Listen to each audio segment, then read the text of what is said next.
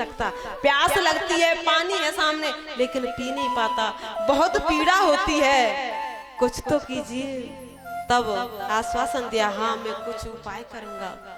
सुबह जैसे सूर्य भगवान को अर्घ दिया है, सूर्य भगवान प्रकट हुए हैं, कहा हे गोकर्ण बताइए ना क्या बात है। तब कहा हे सूर्यदेव, मेरे भाई जो कि भयंकर प्रेत बन चुका है, आखिर उसका कल्याण कैसे होगा, कोई तो उपाय होगा। तब कहा क्या आप ऐसा कीजिए, श्रीमद् भागवत की कथा को श्रवण कराना और उसका कल्याण हो जाएगा। आज जैसे ये सुना तो यहाँ पर जो ये श्रीमद् भागवत की कथा का अनुष्ठान हुआ है, ऐसे ही वहां पर यानी वक्ता गोकर्ण महाराज जी, श्रोता सब पूरे गांव के हैं और मुख्य श्रोता है यानी धुंधकारी। अच्छा ये जो धुंधकारी है ना, जब कभी भी हवा आती है तो कभी इधर उड़ जाता है कभी उधर। तो कहा भैया मैं ऐसे कथा नहीं श्रवण पान कर सकता, कोई स्थान बताइए।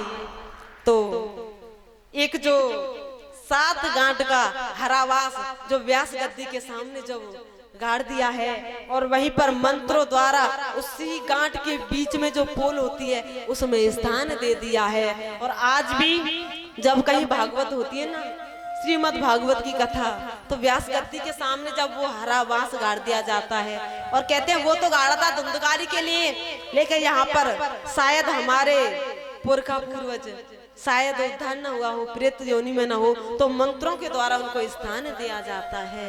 आज जैसे ही धुंधकारी को स्थान दे दिया, पहले दिन की कथा को श्रवण पान कराया, पहले दिन की गांठ चटकी, दूसरे दिन की सुनाया, दूसरे दिन की गांठ चटकी। कहने का भाव 7 दिन की कथा सुनी तो 7 गांठें चटक गई हैं। और धुंधकारी जो कि जिसके लिए स्वयं परमात्मा ने विमान भेजा है और विमान में बैठकर के धुंधकारी परमात्मा के धाम को चला जाता है। बोलिए आनंद कंद भगवान की। और ये जो कथा आपके यहाँ पर चल रही है, ये वही कथा है जिसके सुनने से धुंधकारी जैसे का कल्याण हो सकता है। तो विचार कीजिए, सोचिए, क्या हमारा और आपका नहीं हो सकता? धुंधकारी जैसे का कल्याण हो गया है। श्री सूत जी कहने लगे, हे सौनकादिक, ये जो मैंने आपको ये कथा को जब श्रवण पान कराया है, भैया ये कथा आती है महात्म की, ये जो आपको श्रवण पान कराया है ये कथा महात्म की आती है, यानी महात्म विशेषता। कहते हैं किसी के बारे में जब हम कुछ सुनते हैं, किसी से प्रेम कब होता है? जब उसके बारे में कुछ हम सुनते हैं। तो ये जो है ना, आपको मैंने श्रवण पान कराया, ये महात्मा की कथा है यानी विशेषता है। और ये जो भी आपने कथा को श्रवण पान किया है, ये धुंधली कौन है? वो तो एक कथा रही, लेकिन ये धुंधली कौन है पता है? धुंधली किसे कहते हैं? बुद्धि को। क्योंकि बुद्धि के अंदर किसी किसी के अंदर कुबुद्धि होती है ना, वो जिसे धुंधली कहते हैं। और सन्यासी संत किसे कहते हैं?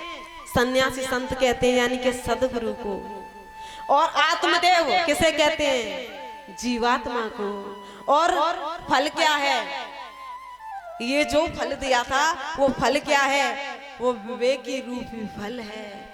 कहते हैं कि कोई भी जब कोई बुद्धि किसी संत का दिया हुआ फल का अपमान करेगी तो क्या एक बात सोचिए, वो यदि ये चाहे कि विवेकवान पुत्र होगा तो क्या हो सकता है? नहीं हो सकता ना।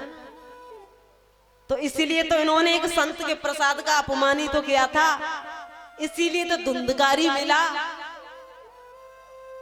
बोले आनंद कंद भगवान की। इसलिए तो कहते हैं कि ये संत कृपा बहुत बड़ी कृपा होती है। और पता है मुझे मैया परेशान है क्योंकि समय भी हो चुका है, लेकिन अब ज्यादा समय न लेते हुए मैं बताऊं, ये जो आपने ये जो नियम होते हैं ना, जिन मैयाओं ने, जिन बहन, जिन